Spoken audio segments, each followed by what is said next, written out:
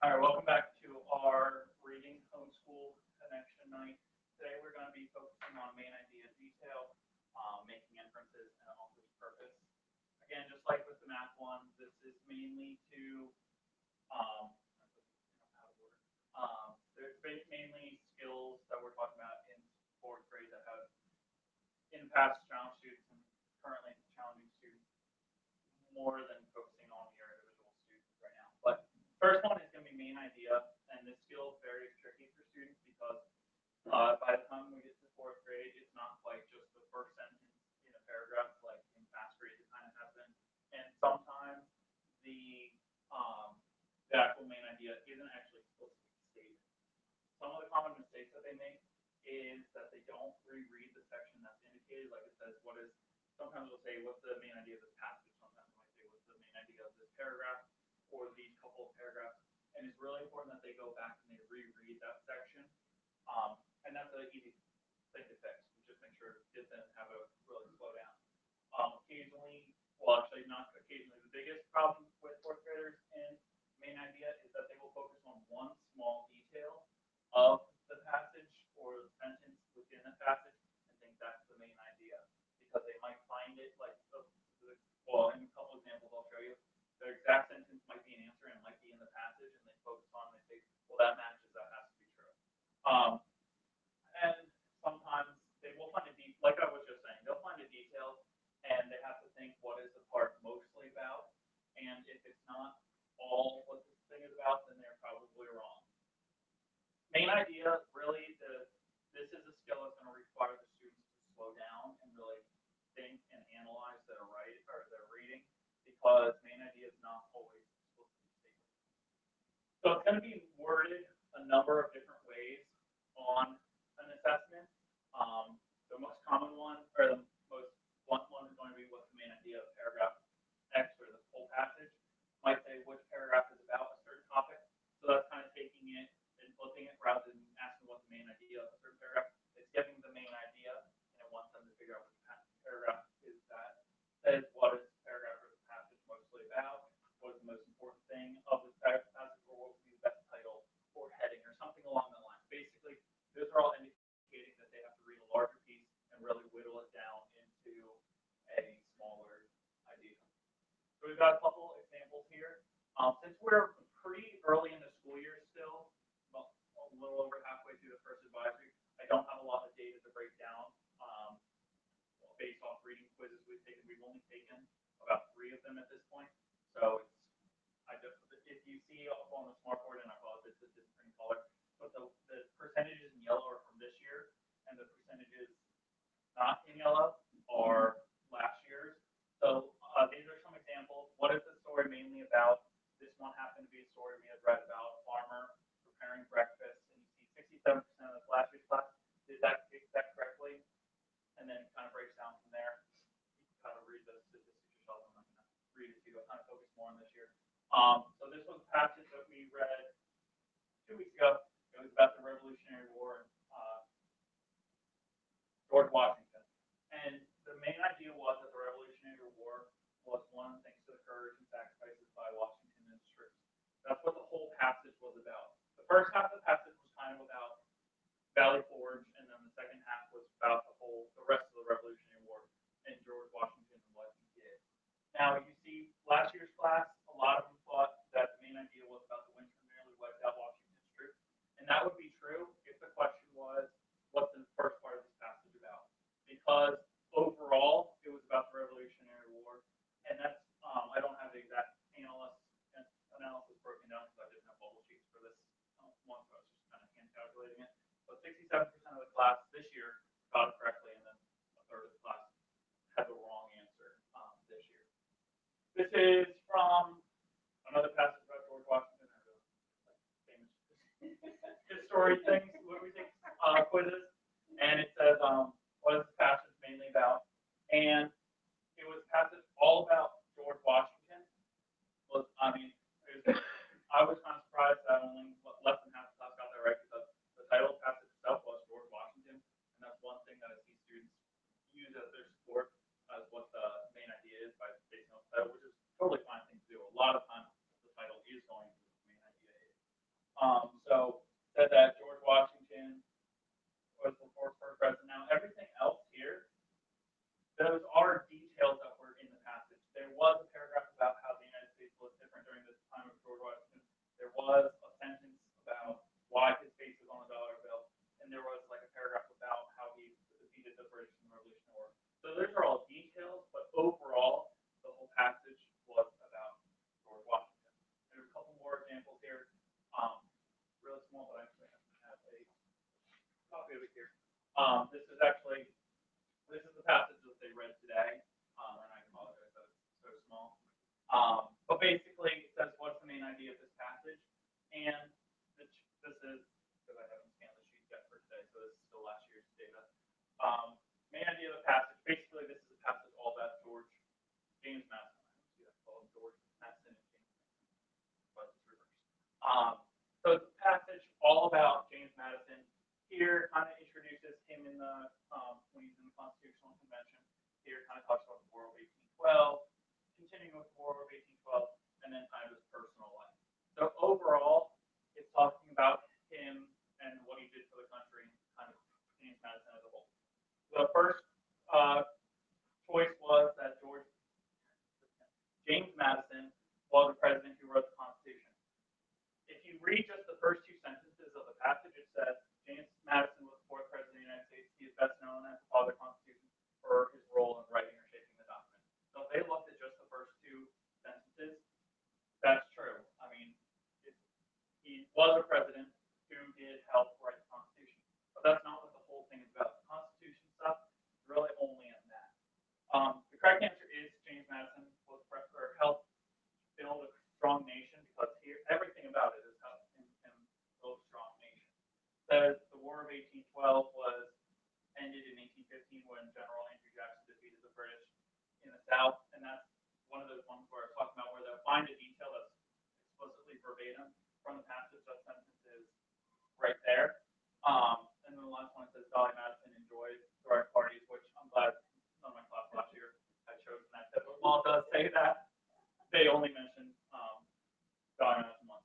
And then to kind of show you the flip side of it, I say which paragraph discusses his life and his interests. So that's where I gave the students the main idea, and they had to go back and find which paragraph that would be the main idea for.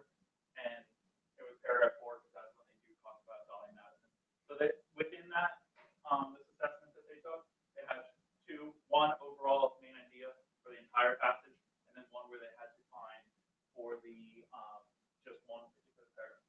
One thing I did see today, which I thought was really cool that the students did, and I really liked how the students broke it down. They said that it wasn't Dolly Madison throwing parties, because it only had one sentence about it. So they actually broke down support. They said it wasn't A because there was only one paragraph about the Constitution. It wasn't C because it only had one page, because it was like started here and ended here about the War of 1812. And so they said, so it had to be B.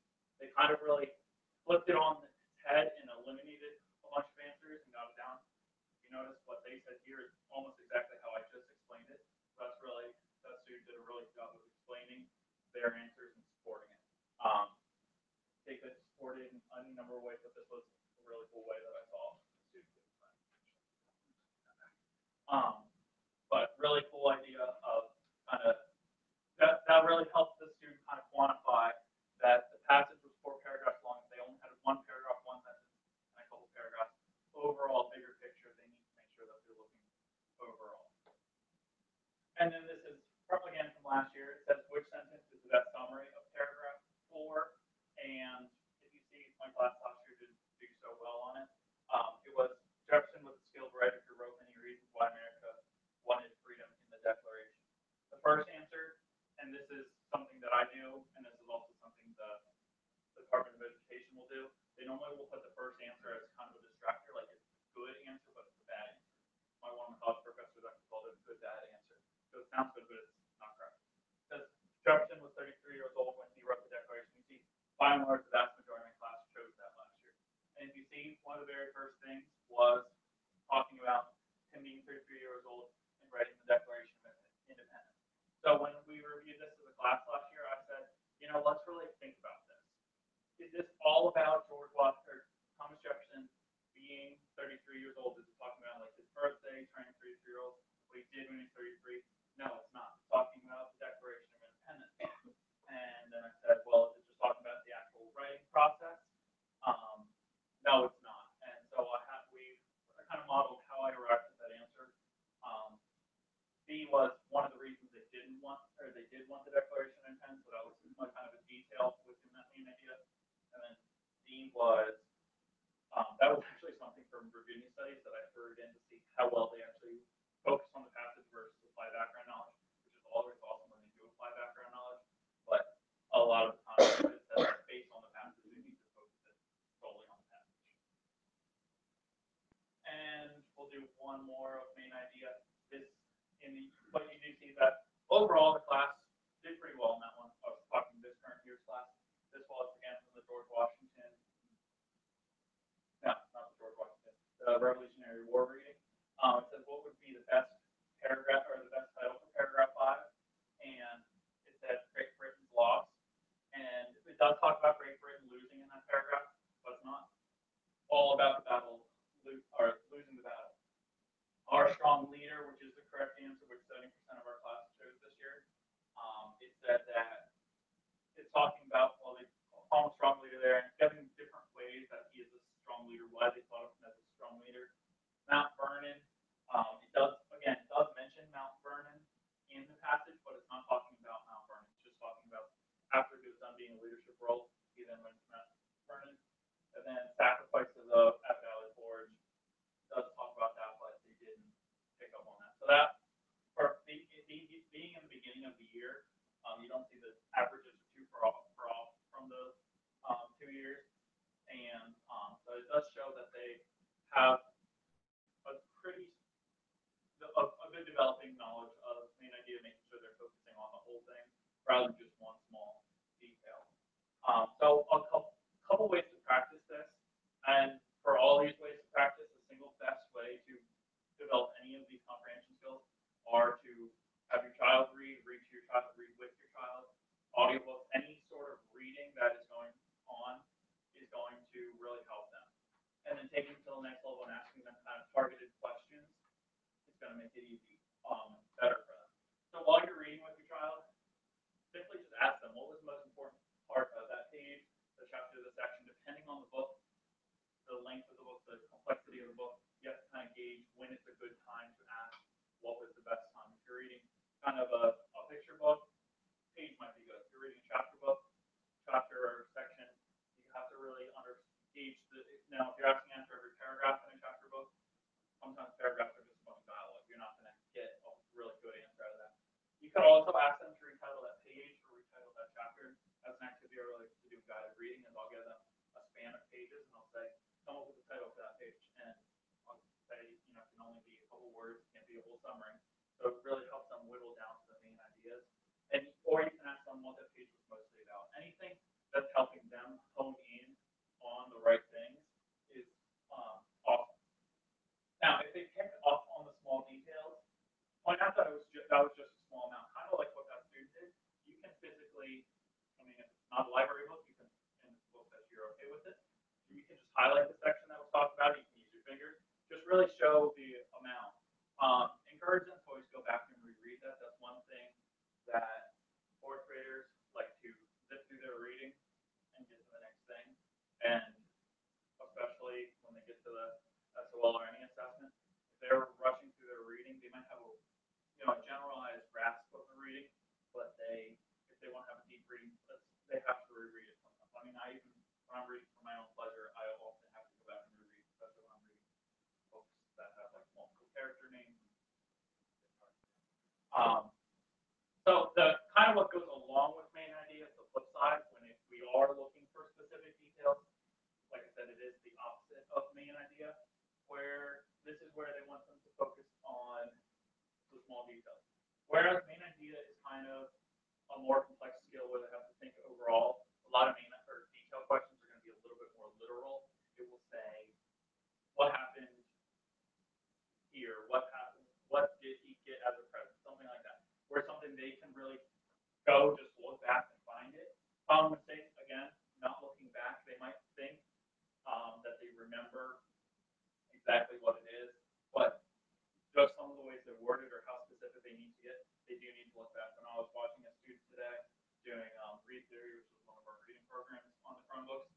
question was, what did Frida Kahlo's father give her as a birthday present? And it listed 4 different painting supplies. And it did, in the passage, it did have, she received those 4 different painting supplies, but they were all from different people. And without me having to say anything to the student, they went back into the passage and they looked and they found what the father did. They could see what their mouth, where they were wrong. And when they were done, they did it right before they went back. I was like, that was awesome. Really glad you went back and refound it, because that's kind of what I like to think of as kind of an inexcusable mistake. If it's something that's a literal question that all they have to do is go back, that doesn't show me that that's necessarily a reading problem. It's more of an effort problem where they're not going back and just finding the answer.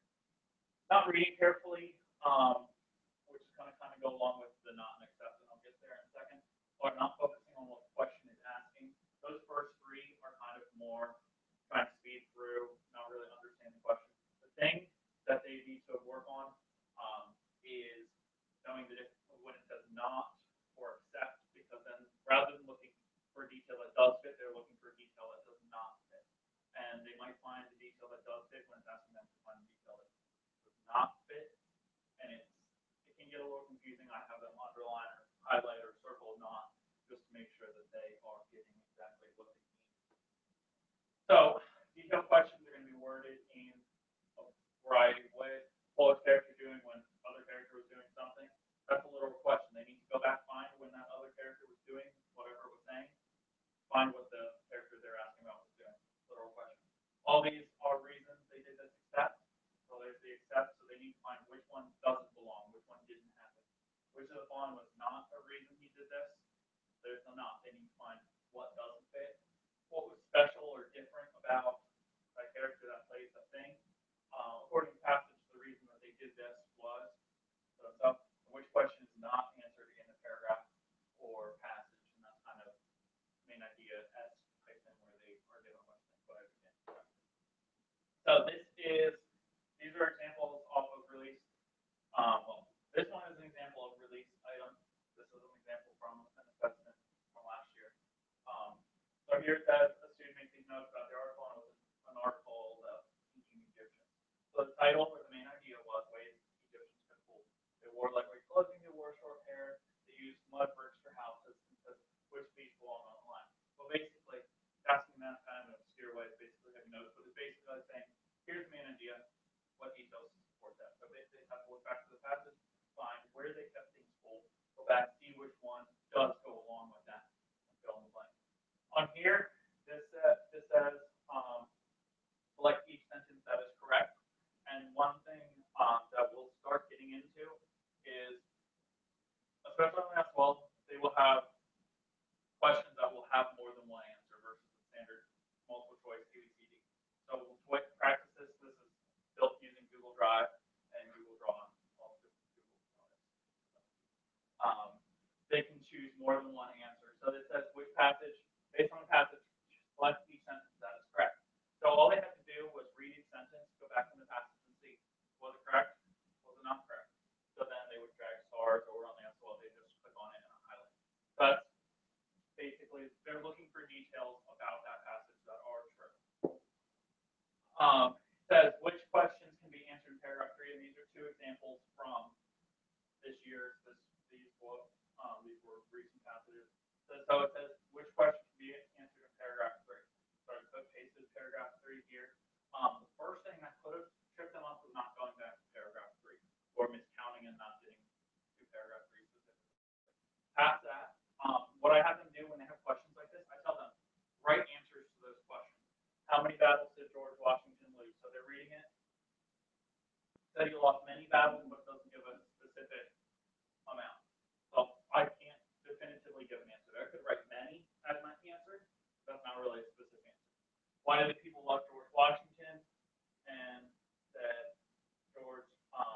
many Americans love Washington for the way he handled hardship. So they love him because of how he handled hardship. Why did Washington refuse to be king? And it didn't say that specifically, because it says that he refused, but it doesn't tell us why he didn't refuse. How did his troops survive the winter? And it said,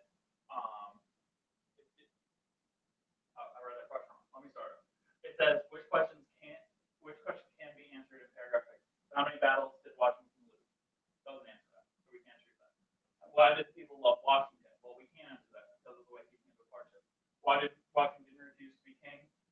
Just as Washington refused, it doesn't tell them why. How did his troops survive the winter? It says that they survived the winter, but it doesn't say how. So the only one that they can answer is why did the people love Washington? Because it says that's the only one they can answer. You see, that was hard for them, because it's kind of a different way of question worded. So only about 41% of the class did get that one correct. Then it says based on paragraph 4, which is not a way we honor Washington today. And the key word in this one would be not, because they're going to look for each way that he is honored and which one he's not. So he has a state named after him. So both Washington State and our nation's capital are named after the president. So that is a way they honor it. So that's not correct. Our nation's capital is named after him. It's in the exact same sentence I just read. So that one is not correct. His face is on the $100 bill, and that one, it says he's on the $1 bill, and also a lot of them know that. So they don't honor, he's not honored that way. And there's a bridge on the Hudson River named after them. And it is somewhere in there. Yeah. Yeah, the bridge that stretches across the Hudson River right there. I knew it was in there. Yes. In general, are the kids reading the passages themselves, or are they read out loud? Some students have them read to them. Other students take them in a minute. But yeah. Yeah. It's rich. And so what they had to do was they had to find which one was correct versus which one was not correct versus which one is correct. If they were reading really quickly and not really rushed, That's hilarious. That's really funny. If they're not paying attention to what is the word say, and they see his face on kind of tune out, or they don't read the 100, they might have seen $1 bill and then like, well, he's on the $1 bill. It's important that they focus on details. So all of those are true, other than C. If you would take out the word 100, all those are ways we honor Washington. So it's important that they're attending to specifically what questions they can say. So again, while reading the trial, a good way to practice is ask them very specific questions about what they just read. How I was just saying, ask the main idea. After you ask them the main idea, ask them questions that are going to make them kind of look back and find specific answers, like maybe what did they have for lunch, or where did they go next, or something along that line. Something that gets them in the habit of they're going to go back. Give them a few things and ask them which did not happen, which really goes and reinforces the practicing the nots or the accepts. And you can also use your daily routine as this is a way to kind of practice just looking for details without, explicitly reading. You can say, like as you're going to bed, you can say, we did all these today except for what? And then they have to think back on their day and kind of eliminate details that way. So those are a couple of easy ways to practice. So making inferences, this is another skill that is also, I would say out of all the fourth grade skills, the two that will most commonly trip up students are main idea and making inferences. And I didn't pick those two just because I wanted to bombard you on the first reading day, but I figured get it, we can hit the ground running this way if we know where they get trucked up. And so basically they have to make an assumption about what the writer is saying, and they have to use a little what's given in the text and background knowledge to kind of think beyond the text and determine what really happened. So the hardest part for me as a teacher on this is I have 24 students, and which come with 24 different sets of background knowledge. It's really, in my mind, it's not really fair to assess all the students the same way if they're all coming to me with different levels of background knowledge. It's not, there's just something fair, but conversation for another day. But so what common mistakes I do see, again, not looking back or attending to only certain parts, or not having or referring to the background knowledge that they need. This is, and I'll kind of show you just an example of this. We haven't touched too heavily on making inferences yet because just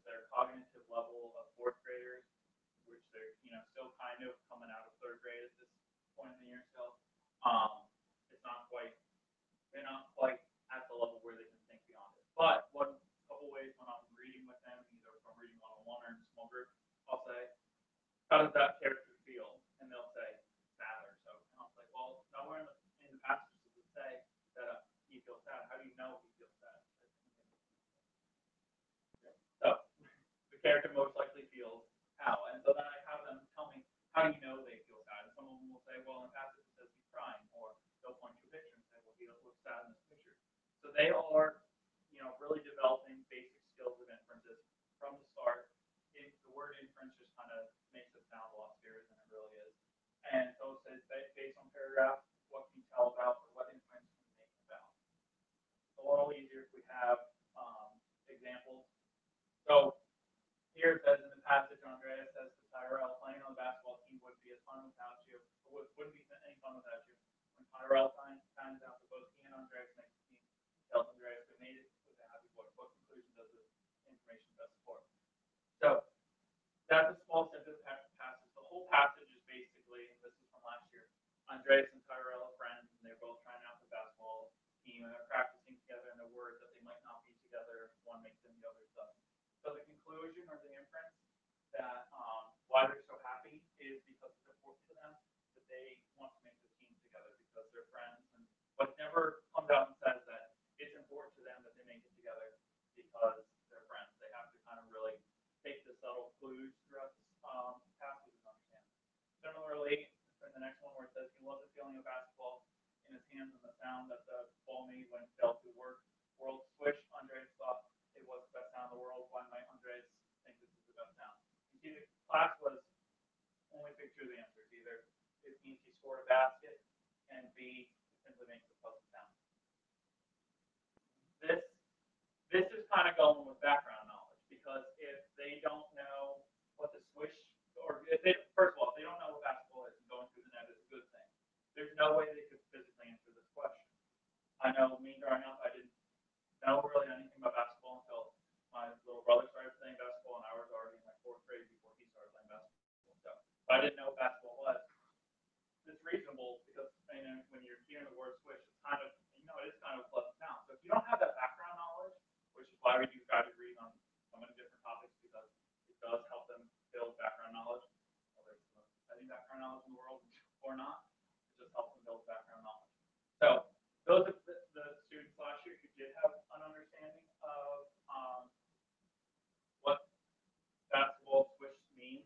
They know that it made a score basket. If they didn't, or maybe they may have known what if swish means, they might have just simply thought, it's a pleasant sound. That's why I would be happy about it. So that's kind of an example of background knowledge in play that, and you can't teach background knowledge. You can't put stuff into kids' heads before they get one. But so it's really a lot of background knowledge is what we rely on there.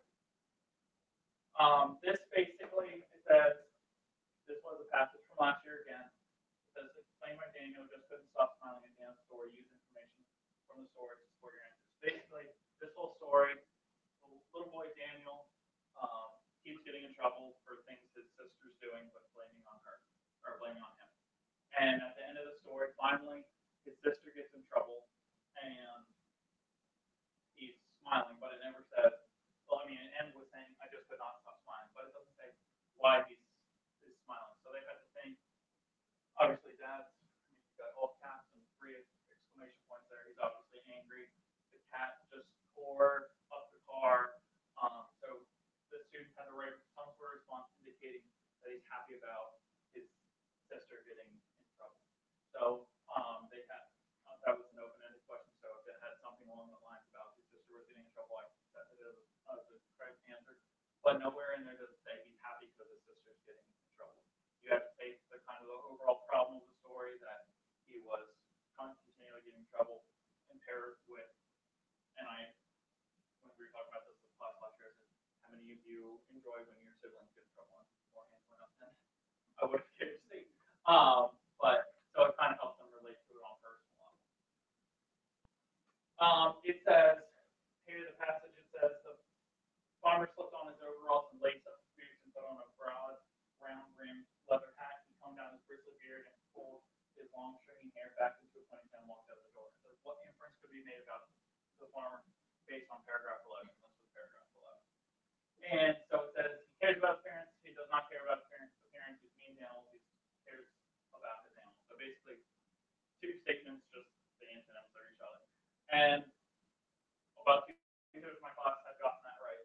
And when I asked them if they got it right, I said, well, how did you know he cared about his parents? And they said, well, he tried to comb down his beard, put his, doesn't make it sound very pleasant of a person that's bristly beard and long stringy hair, but it's neither here nor there. But they said that he was making an attempt to make himself look nice, even though no one was seeing him. So he obviously does care about his parents. The paragraph after this was about him caring about his animals. So that's where those two came into play. Like if they said, if I said that a lot of students did say that he does not care about their looks, I asked, why did you choose that? And then they did point exactly what I said a little bit. Well, he has a bristly beard and he has long stringy hair. That doesn't sound like he cares about his looks. And I said, true, but look what he's doing to those. He's trying to calm it down, trying to make it look nicer. He's putting a hat on. He's putting it back into a ponytail. He's lacing up his boots. They're providing details about him trying to make himself look nicer. But it is kind of reasonable to think that he doesn't care about his parents because of how they describe him. So ways to practice this while you're reading with your child, just ask them how the character's feeling, as long as it doesn't say, Bob felt sad. If it says something along that, if you want to ask how he's feeling, that would be a good detailed question more than an answer question. And ask them, how do you know he feels sad? Because it's great if they can answer that question, but it's even awesomer if they can say why they feel that way. You can also have them predict where they're going by using clues. And this activity, I haven't done this quite yet this year, but my class last year really liked this. I came up with scenarios, and I would have them guess what I was doing without explicitly saying it. So an example I would say is, I'm high up in the mountains, I have a hat, goggles, gloves on my face because it's cold. The wind is whipping at my face as I go down the mountain. I have two things strapped on my face. Feet, not my face. What am I? That'd be interesting. That's a news story. I have two things strapped to my feet. What am I doing? And then the two answers I got from here when I did this with my class was, most of them said I was skiing, but some of them said I was snowboarding. And I said, snowboarding is a very reasonable thing to say until the very last sentence, where I say two things strapped to my feet. So Ice skating. Ice skating. No. That'd be terrible. Oh no, I haven't. But you can do this. You can do this with activities. You can do this with locations. Another one I said, I'm in a dark room. I'm not alone. I'm eating popcorn. No. Let's not do that. Let's not get this. Eating popcorn. I should have led with popcorn. And I said, where am I? And then they went with movie theater. Make sure you leave with something that's not going to come up with the wrong thing. But basically, you can do that with any location, any activity, but as long as you're not coming right out and saying, I'm in a room watching a movie with a lot of people, where am I? That gives it away. But you can do that, and you can kind of personalize that with your child if you're going to a specific place, camping or something with your child. Kind of personalize it for them. So the last thing for tonight is author's purpose, and author's purpose is kind of broken into two parts, and it's why they wrote it. So to either persuade, inform, or entertain. So persuade, obviously, trying to get you to do something or feel a certain way. Inform, just straight giving facts about it, or entertain, which is by and large what fourth graders as a whole choose for their pleasure reasons. And in addition to why they wrote it, why they chose different details. So why did the author choose to describe the setting in that way? Why did the author choose to have the setting at that time? Why did the author choose to describe the person that way? Have them, while the past two skills were kind of thinking about the text itself, this is kind of having them evaluate or analyze the text for different reasons. So, like I said, persuade. The ones by and large where they will get mixed up are persuade and inform, because a lot of the time in persuasive pieces, they will give a lot of facts to try to support their reasoning.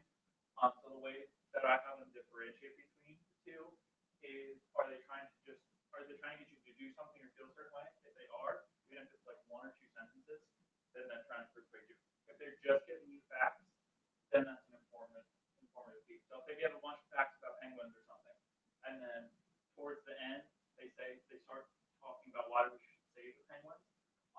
protect their habitats. Then it becomes a persuasive piece. But if they just provide the facts and informative piece, words like should or would or any really opinion-minded words are going to be a good word for persuade. Anything factual information is going to be an informative piece. Pretty much all nonfiction could be classified as informative, or an entertain. Entertain is the one they have the easiest time picking out because a lot of these entertaining stories are just funny stories that are out there.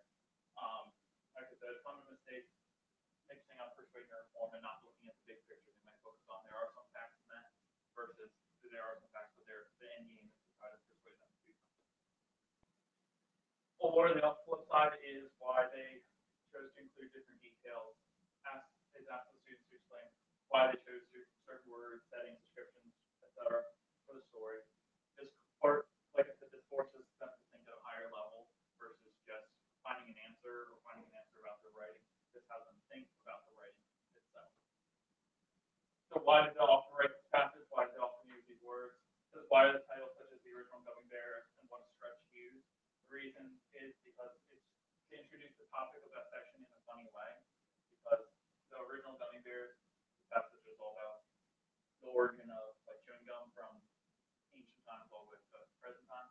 And so the one passage is called the original Gummy Bears and goes on to say that the way the Indians originally got the idea for gum is they saw bears chewing on sap of trees, so they're the original gummy bears. So it's kind of a comical way to introduce different topics. So it's not really asking them about the main idea or an inference, it's asking why did the author choose to do that.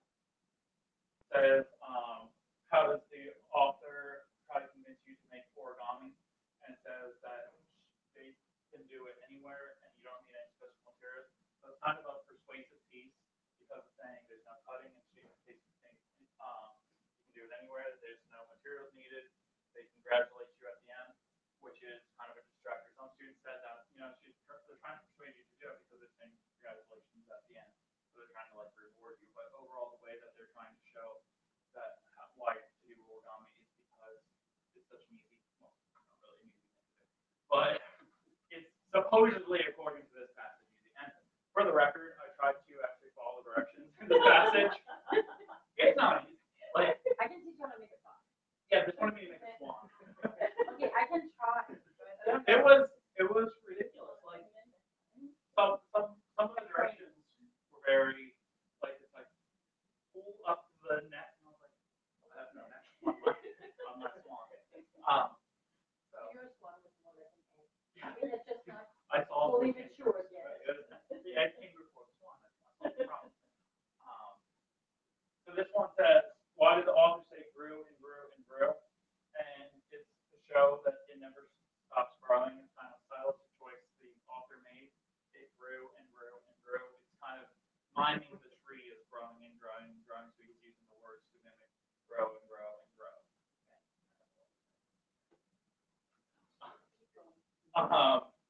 And so this one says, why did the author include some Spanish words in the page? And so the whole story is about Cesar Chavez, and he's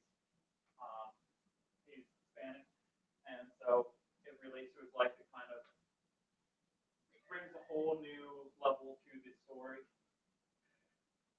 And I did for no reason, just to waste space.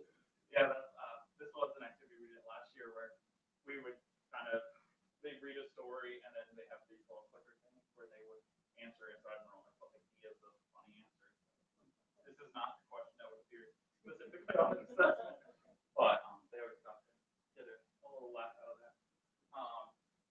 So that having them think about different choices the author made, which not only helps their reading but also helps their writing because as they get questions like these, they can start analyzing their own writing and how to become a little bit more aware of choices made in their writing.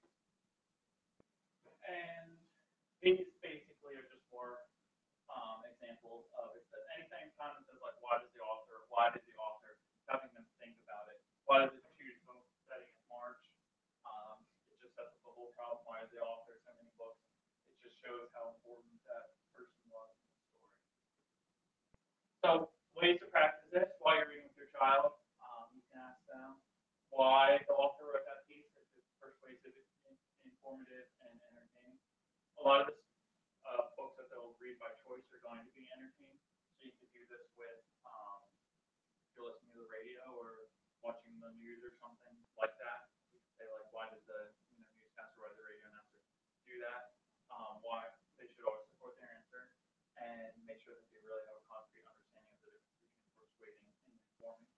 And you can also have them pick out specific details. You can do that, especially with the entertaining. Like, why did the author choose to describe the person in that specific way? Why did they have the setting of that? And again, they can support their answer. So, do we have any questions about this stuff? Well, thank you for coming. Make sure, like I said, this math one, make sure you use this at home because that's going to help your child, help you, help me, everybody that contact with your child. And next month we will have 2 months. Or next month we will have 2 homeschool connection nights. One is October 9th and 29th. Sounds about right. That'll be one math one. We will talk about multiplication and division, and then the next one will be reading, and we'll have